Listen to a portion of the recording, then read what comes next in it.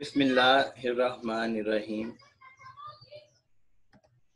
Dear students, ہم میر تقی میر کی دوسری غزل پڑھ رہے ہیں. آج اس کا شعر ہے: کن نے اپنی مصیبتیں نہ گنی، کن نے اپنی مصیبتیں نہ گنی، رکھتے میرے بھی غم شمار اے کاش، رکھتے میرے بھی غم شمار اے کاش. اس شعر میں شاعر ہمیں یہ بتاتے ہیں کہ ہر بندہ، ہر شخص اپنی مصیبتوں کو گن رہا ہے. کاش وہ اپنی مصیبتوں کے ساتھ ساتھ میرے غموں کو بھی شمار کر لیتا، کاش وہ میرے غموں کو بھی گنتا، لیکن ایسا ہوا نہیں. ہر بندہ اپنی مصیبتیں گننے میں ہی مصروف رہا اور میرے غموں کو شمار کسی نے بھی نہیں کیا. ڈیئر اسٹوڈنٹس، بات یہ ہے کہ یہ جو دنیا ہے یہ دکھوں کا گھر ہے. یہاں ہر شخص کی غموں میں مبتلا ہے.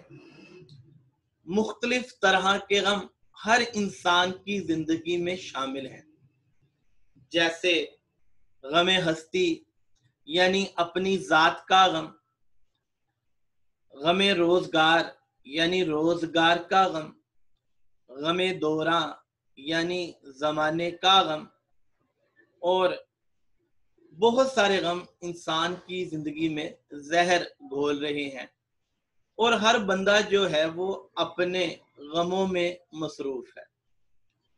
اب بات یہ ہے کہ ہر انسان یہ سمجھتا ہے کہ میرے غم زیادہ ہیں اور دوسرے کے غم وہ اتنے نہیں ہیں، دوسرے کے غم کم ہیں اور میرے غم بہت زیادہ ہیں.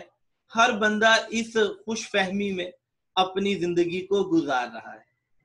تو میر تقی میر جو ہیں وہ اس شعر میں اس غم کا اظہار کر رہے ہیں کہ مجھے بھی بہت سے دکھ ملے ہیں، مجھے بھی بہت سے غم ملے ہیں، لیکن کوئی میرے دکھوں کی حقیقت کو نہیں سمجھ رہا.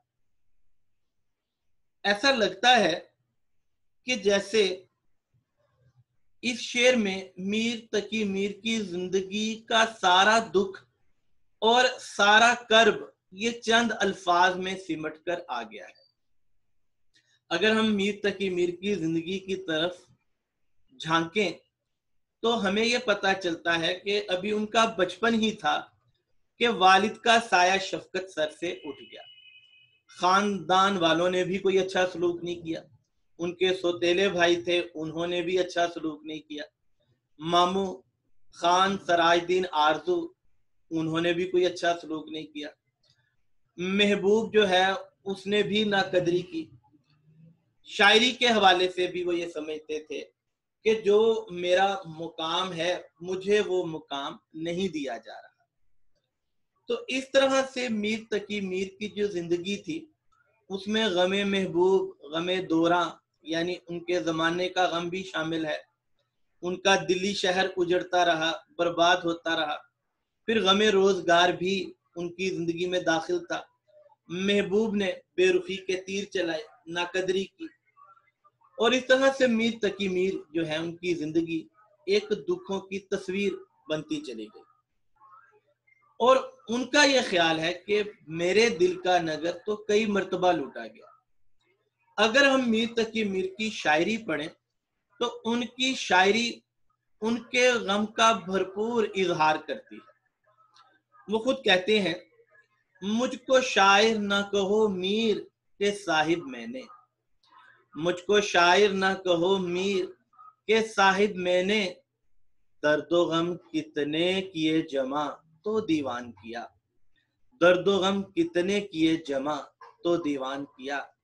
تو میر تقی میر اس شعر میں ہمیں یہ بتاتے ہیں کہ یہاں تو ہر بندہ جو ہے وہ اپنے غموں کو شمار کر رہا ہے، ہر بندہ اپنے غموں میں الجھا ہوا ہے، اور जहां तक मेरा ताल्लुक है, मेरी जात का ताल्लुक है, मैं भी अपने दिल में हजारों गम समेट कर बैठा हूं, लेकिन लोग जो है वो मेरे गमों की तरफ तवज्जो नहीं दे रहे और अपने गमों को ही देख रहे हैं। मीर तकी मीर की शायरी के बारे में मौलवी अब्दुल हक ये फरमाते हैं कि उनका हर शेर एक आंसू है, उनका हर शेर एक आंसू है, और हर मिसरा खून की एक बूंद, और हर मिसरा खून की एक बूंद। लेकिन उनकी इतनी ज्यादा दुखी शायरी को और उनके जज्बात को, उनके एहसासात को लोग तवज्जो से नहीं सुन रहे। इस शेर में शायर बताना ये चाहते हैं कि लोग मेरी दास्तान गम को सुन नहीं रहे। लोगों को ये चाहिए कि वो मेरी दास्तान गम सुने। अगर वो मेरी ये दास्तान गम सुनेंगे तो उससे क्या होगा कि मेरे दुखों में, मेरे गमों में कमी आएगी, क्योंकि कहते हैं कि गम बांटने से दिल का बोझ हल्का होता है। लेकिन दुनिया वाले जो हैं वो अपने गमों में इतने उलझे हुए हैं कि वो मीर तकी मीर के जख्मों पर मरहम रखना तो एक तरफ, उनके दुख दर्द में कमी करना तो एक तरफ रहा, वो तो प्यार और हमदर्दी के दो बोल बोलने के लिए भी तैयार नहीं। जैसा हाली ने कहा, कोई महरम नहीं मिलता जहां में, कोई महरम नहीं मिलता जहां में, मुझे कहना है कुछ अपनी जुबान में, मुझे कहना है कुछ अपनी जुबान में। तो मीर तकी मीर के शेर में हम ये वाज़ेह तौर पर महसूस कर सकते हैं कि उनके अहद के जो लोग हैं उनमें बेहिसी चल रही है। एहसास नाम की, मुरव्वत नाम की चीज अब उस जमाने के लोगों में नहीं है, और कुछ खुदगर्ज होते जा रहे हैं। अपने गमों का तो ख्याल कर रहे हैं, लेकिन दूसरों के साथ लोग दुख दर्द नहीं बांट रहे। और मीर तकी मीर ने बड़े खूबसूरत अंदाज से इस हकीकत को बयान किया। वो खुद कहते हैं, इस अहद में इलाही मोहब्बत को क्या हुआ, इस अहद में इलाही मोहब्बत को क्या हुआ, छोड़ा वफा को उनने मुरव्वत को क्या हुआ, छोड़ा वफा को उनने मुरव्वत को क्या हुआ।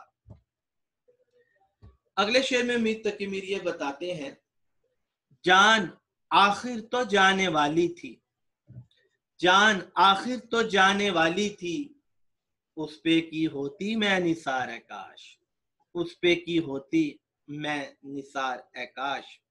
तो शायद हमें शेर में ये बताते हैं कि जिंदगी ने तो जाना ही था, इस जिस्म से रूह ने तो रुखसत होना ही था, उस पे की होती मैं निसार है काश, काश मैं अपनी जिंदगी को, काश मैं अपनी जान को अपने महबूब पे निसार यानी कुर्बान कर देता। तो ये जो इश्क है, जब कोई भी आशिक इश्क इख्तियार करता है तो आशिक के लिए सबसे बढ़कर जो चीज दुनिया में होती है वो महबूब की खुशी होती है। आशिक अपनी जिंदगी में इसी बात का एहतमाम करता रहता है कि वो अपने महबूब की आरजुएं पूरी करता रहे, वो अपने महबूब की फरमाइशें पूरी करता रहे, उनकी फरमाइशों की तकमील करता रहे। इससे आशिक को खुशी मिलती है, और वो अपनी खुशी को अहमियत नहीं देता, महबूब की खुशी को ज्यादा अहमियत देता है। तो आशिक जो है वो अपनी जिंदगी में तो दुख की, मुसीबत की, परेशानी की खिजा देख सकता है, लेकिन वो ये चाहता है कि महबूब की जिंदगी ये सरसब्ज़ो शादाब रहे, ये हरी भरी रहे, ये रंग बिरंग फूलों की तरह खूबसूरत रहे। तो आशिक जो है वो अपनी जात से ज्यादा महबूब की जात को अहमियत देता है। इस शेर में भी मीर तकी मीर ने कुछ ऐसे ही जज्बात का इजहार किया है। वो ये चाहते थे कि जब अपनी आरजू को अपने महबूब पर कुर्बान कर दिया, जब अपनी खुशियों को महबूब पर कुर्बान कर दिया, तो काश ऐसा हो जाता कि मैं अपनी जिंदगी को भी महबूब के कदमों पर लुटा देता। लेकिन मुझे तो मोहलत ही नहीं मिली और मैं अपनी जिंदगी को महबूब के कदमों पर कुर्बान ना कर सका, اور ایسے ہی اس دنیا سے رخصت ہو گیا. جیسے غالب نے بھی فرمایا جان تم پہ نثار کرتا ہوں، جان تم پہ نثار کرتا ہوں، میں نہیں جانتا دعا کیا ہے، میں نہیں جانتا دعا کیا ہے. تو میر تقی میر نے یہ شعر اپنے آپ کو مرا ہوا سمجھ کر اس شعر کو تخلیق کیا. اس شعر کا ایک اور پہلو بھی ہو سکتا ہے، حقیقی پہلو، اور وہ یہ ہے کہ زندگی اللہ کی امانت ہے. جس خالق نے، جس مالک نے ہمیں اس زندگی کو دیا، جس نے ہمیں یہ سانسیں دی، جس نے ہمیں یہ دل کی دھڑکن دی، ایک وقت آئے گا کہ اس نے یہ سانسیں واپس لے لینی ہے، اس نے ہماری زندگی ہم سے واپس لے لینی ہے، اور یہ زندگی انسان کی ختم ہو جانی ہے. انسان ہمیشہ کے لیے اپنی زندگی کو لے کر اس دنیا میں نہیں آیا. جیسا کہ قرآن نے بھی کہا کلو نفس ذائقۃ الموت، کہ ہر ذی روح نے موت کو چکھنا ہے. تو انسان جو ہے اس کی بھی یہ زندگی ایک نہ ایک دن آئے گا کہ وہ ختم ہو جانی ہے. اور میر تقی میر اس شعر میں اس چیز کا اظہار کر رہے ہیں، اس بات کو بیان کر رہے ہیں کہ میری زندگی نے تو جانا ہی تھا، کاش ایسا ہوتا کہ میں اپنی جان کو، میں اپنی زندگی کو اپنے محبوب حقیقی پہ قربان کر دیتا. کاش میری جان قربان ہوتی تو میرے سے میرا رب، میرا رازق، میرا پالنے والا، مجھے نعمتیں دینے والا، وہ مجھ سے خوش ہو جاتا. کاش میں اپنی زندگی کو کسی ایسے عظیم مقصد پر قربان کرتا کہ اللہ مجھ سے راضی ہو جاتا، تو میرا یہ دنیا کا سفر کامیاب ہو جاتا. بات یہ ہے کہ کسی عظیم مقصد پر قربان ہونا ایک سعادت کی بات ہے، ایک اعزاز کی بات ہے، اور سب سے عظیم موت شہادت کی موت ہے. قرآن میں اللہ فرماتا ہے اور جو اللہ کی راہ میں مارے جائیں انہیں مردہ نہ کہو، وہ تو رزق پاتے ہیں لیکن تمہیں اس بات کا شعور نہیں. تو شاعر کا یہ خیال ہے کہ چونکہ میں نے اپنی زندگی دنیا داروں جیسی گزاری، کیونکہ میں اپنی زندگی میں دنیا کی رنگینیوں میں کھو گیا، تو مجھے ایسا اعزاز نصیب نہیں ہوگا، مجھ جیسے بندے کو بھلا شہادت کی موت کیسے مل سکتی ہے. تو شاعر جو ہے اس شعر میں اپنی عاجزی کی وجہ سے وہ یہ نہیں سمجھتے کہ میں شہادت جیسی عظیم موت کے لائق ہوں، قابل ہوں. اور غالب کہتے ہیں کہ جان دی ہوئی اسی کی تھی، جان دی ہوئی اسی کی تھی. حق تو یہ ہے کہ حق ادا نہ ہوا، حق تو یہ ہے کہ جو اللہ ہم پر مہربانیاں کرتا ہے، جو اللہ ہم پر کرم کرتا ہے، ہم اللہ کا حق کبھی بھی ادا نہیں کر سکتے. میر تقی میر جو ہیں وہ اس شعر میں اس بات کا اظہار کر رہے ہیں کہ میری زندگی جب چلی گئی، کیونکہ مرا ہوا تصور کر کے انہوں نے یہ شعر لکھا ہے، تو چونکہ میری زندگی ایک دنیا دار کی تھی تو میں اس زندگی میں ایسے ہی چلا گیا. میری موت ایک عام آدمی کی موت ہوگی، شہادت جیسی موت جو ہے وہ میری قسمت میں نہیں، کیونکہ میرے اعمال ایسے ہیں. اگلا شعر ہے جی، اس میں راہ سخن نکلتی تھی، اس میں راہ سخن نکلتی تھی، شعر ہوتا تیرا شعر اے کاش. تو اس میں پہلے الفاظ معنی دیکھ لیتے ہیں. راہ سخن، سخن کا مطلب شاعری بھی ہے، سخن کا مطلب بات چیت بھی ہے، یعنی بات چیت کے راستے نکلنے تھے. شعر ہوتا تیرا شعر ہے کاش، اے محبوب شعر تیرا بھی طریقہ ہوتا، تجھے بھی شعر کہنے کی عادت ہوتی تو ہم بات چیت کے نئے نئے راستے نکال سکتے تھے، ہم بات چیت کے نئے نئے زاویے اور نئے نئے پہلو نکال سکتے تھے. لیکن بات یہ ہے کہ مجھے تو شاعری سے بہت شوق ہے، بہت رغبت ہے، لیکن میرے محبوب کو شاعری سے رغبت نہیں، دلچسپی نہیں. جو شاعری کی بات ہے، شاعری الفاظ کی بہترین ترتیب ہوتی ہے. شاعری میں موسیقیت ہے، قافیہ جادو جگاتا ہے، پھر شاعری میں ایک بہاؤ ہے، شاعری میں ایک رچاؤ ہے. شاعر لوگ بڑے ہی خوبصورت انداز سے الفاظ کے ذریعے اپنی کیفیات کا، اپنے جذبات کا، اپنے احساسات کا اظہار کرتے ہیں. شاعری کو نسخہ اکسیر کہا جاتا ہے. نسخہ اکسیر یعنی ہر دکھ کا علاج، ہر درد کی دوا شاعری ہے. اور بات یہ ہے کہ کئی شاعروں نے اپنی شاعری کے زور سے اپنے محبوب کو حاصل کیا، اپنے محبوب کو پا لیا. انہوں نے خوبصورت الفاظ کا جادو جگایا اور محبوب کو انہوں نے پا لیا. تو شاعری جو ہے وہ ایک ذریعہ بن گئی، شاعروں کے کام آ گئی، اور ان کی زندگی میں ان کو محبوب کی خوشی مل گئی اپنی شاعری کے ذریعے. جیسا کہ حیدر علی آتش کہتے ہیں، کم شاعری بھی نسخہ اکسیر سے نہیں، کم شاعری بھی نسخہ اکسیر سے نہیں، مستغنی ہو گیا غنی ہو گیا، مستغنی ہو گیا جسے آیا یہ فن درست، مستغنی ہو گیا جسے آیا یہ فن درست. یہ جو شاعر حضرات ہوتے ہیں اہل مجلس کے سامنے جب وہ شعر سناتے ہیں تو لوگ ان کے شعر پر سر دھنتے رہتے ہیں، لوگ ان کے اشعار کو پسند کرتے ہیں، مکرر کی آواز لگاتے ہیں کہ دوبارہ دوبارہ. اور شاعر اپنے انہی اشعار کے پردے میں، شاعر اپنے انہی اشعار کی آڑ میں وہ اپنے محبوب سے اظہار وفا بھی کر دیتا ہے، وہ اپنے محبوب سے اپنے دل کے جذبات احساسات کی ترجمانی بھی کر دیتا ہے. اشعار کے پردے میں ہم جن سے مخاطب ہیں، اشعار کے پردے میں ہم جن سے مخاطب ہیں، وہ جان گئے ہوں گے کیوں نام لیا جائے، وہ جان گئے ہوں گے کیوں نام لیا جائے.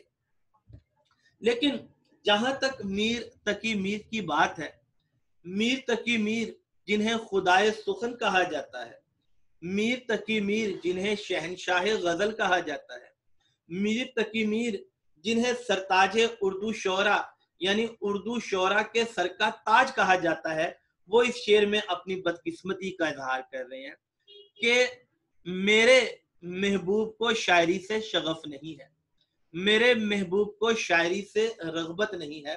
میر تقی میر جو ہیں ان کے جذبات، ان کے احساسات ان کے دل میں ہی رہے، اور محبوب جو ہے ان کے دل تک نہیں پہنچ سکے، کیونکہ میر تقی میر اپنے محبوب کے بارے میں بتاتے ہیں کہ وہ سخن شناس نہیں ہے، اس کو شاعری میں دلچسپی نہیں ہے. تو میر کے جذبات ان کے دل میں ہی رہے اور محبوب جو ہے اس کے دل و دماغ تک نہیں پہنچ سکے. اس شعر میں میر تقی میر نے اس بات کا اظہار کیا ہے. وہ سن کر داغ کے اشعار بولے، وہ سن کر داغ کے اشعار بولے، خدا جانے یہ بولی ہے کہاں کی، خدا جانے یہ بولی ہے کہاں کی. جی آخری شعر. شش جہت اب تو تنگ ہے ہم پر، شش جہت اب تو تنگ ہے ہم پر، اس سے ہوتے نہ ہم دو چار اے کاش. شش جہت 6 اطراف یعنی ساری دنیا. میر تقی میر بتاتے ہیں کہ جب سے محبوب سے ملاقات ہوئی ہے ساری دنیا مجھ پر تنگ ہو گئی. 6 اطراف یعنی 4 اطراف تو آپ جانتے ہیں، باقی 2 اطراف اوپر نیچے. تو یہ ساری دنیا، ساری کائنات مجھ پر تنگ ہو گئی. کاش میں عشق اختیار نہ کرتا، کاش محبوب سے میرا سامنا نہ ہوتا. تو یہ جو عاشق ہے جب اس کی زندگی میں محبوب آ جاتا ہے، جب محبوب سے اس کا سامنا ہو جاتا ہے تو اس کے ساتھ ہی عاشق کی زندگی میں ایک تبدیلی آ جاتی ہے اور اس کی زندگی کا نقشہ تبدیل ہو جاتا ہے. مصائب و آلام یعنی مصیبتوں پریشانیوں کی یلغار ہو جاتی ہے اور اپنے بھی ساتھ چھوڑ دیتے ہیں. بے وفائی محبوب کی ہوتی ہے، بے رخی محبوب کی ہوتی ہے، اور عاشق جو ہے اس پر خون کے آنسو ہوتا ہے. دن رو کے گزرتا ہے تو ہر رات تیرا غم، دن رو کے گزرتا ہے تو ہر رات تیرا غم، رکھ دیتا ہے کانٹوں بھرا بستر میرے آگے، رکھ دیتا ہے کانٹوں بھرا بستر میرے آگے. تو عاشق کو ایک طرف تو محبوب کی بے رخی، اس کی لاپرواہی، اس کی ناقدری کا سامنا کرنا پڑتا ہے، اس کے علاوہ جگ ہنسائی بھی ہوتی ہے. لوگ جو ہیں وہ جناب ہاتھوں میں پتھر لیے عاشق کی طاق میں ہوتے ہیں. جب سے تم نے مجھے دیوانہ بنا رکھا ہے، جب سے تم نے مجھے دیوانہ بنا رکھا ہے، سنگ ہر شخص نے ہاتھوں میں اٹھا رکھا ہے، سنگ ہر شخص نے ہاتھوں میں اٹھا رکھا ہے.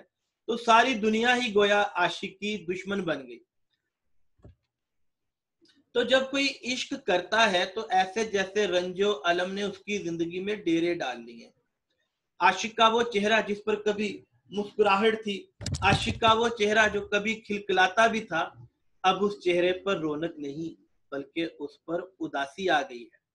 جیسے غالب کہتے ہیں، آگے آتی تھی حال دل پر ہنسی، آگے آتی تھی حال دل پر ہنسی، اب کسی بات پر نہیں آتی، اب کسی بات پر نہیں آتی.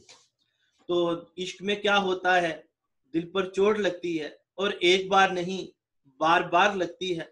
اور عالم بے بسی میں عاشق جب اس کی عقل رخصت ہو جاتی ہے تو پھر وہ اپنے گریبان کو بھی چاک کرتا ہے. عاشق کی زندگی میں خزاں کا موسم آ جاتا ہے، عاشق کی زندگی میں کانٹے آ جاتے ہیں، عاشق کی زندگی ایک دکھوں کی غموں کی تصویر بن جاتی ہے. اور یہ سب کچھ کب ہوتا ہے؟ یہ سب کچھ تب ہوتا ہے کہ جب عاشق عشق کرتا ہے، اور ورنہ اس سے پہلے تو اس کی زندگی کوئی اتنی بری نہیں جا رہی ہوتی جتنی عشق کرنے کے بعد کی زندگی ہے. تو میر تقی میر نے اس خوبصورت شعر میں اپنے اس دکھ کا اظہار کیا ہے کہ عشق کرنے کے بعد میری زندگی جو ہے اس میں پریشانیاں، دکھ اور غم شامل ہو گئے ہیں، اور اب جو ہے کاش ایسا ہوتا کہ میں عشق کرتا ہی نہ. حال مت پوچھ عشق کرنے کا، حال مت پوچھ عشق کرنے کا، عمر جینے کی شوق مرنے کا، عمر جینے کی شوق مرنے کا. تو ڈیئر اسٹوڈنٹس، اس کے ساتھ ہی ہماری میر تقی میر کی یہ دوسری غزل بھی مکمل ہوئی. اب آپ اس غزل کی اچھی طرح تیاری کیجیے گا، اس کی تشریح کو سمجھیے گا. شکریہ.